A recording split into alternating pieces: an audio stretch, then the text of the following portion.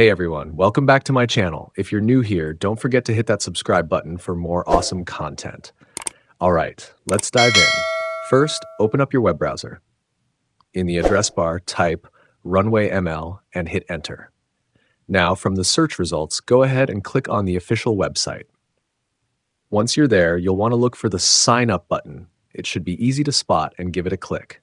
This will take you straight to the sign up page. All right, moving on to step 2. Head back to the RunwayML signup page. Paste your new Gmail address into the email field. Then fill in the rest of the details like your username and password. Don't forget to confirm your password, and when everything's filled out, click Next.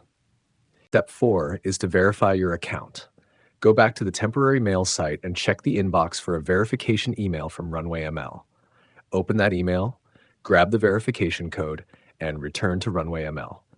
Paste the code in the verification field, then click Validate, and you're good to go. Once your account is verified, you're all set to explore RunwayML's free features. Feel free to click around the platform and check out cool tools like text to video, image to video, and even background removal. Now, here's the best part. Once you've used up your free credits, you can just repeat this whole process by signing up with a new temporary email address. That way you can keep using RunwayML for free over and over again.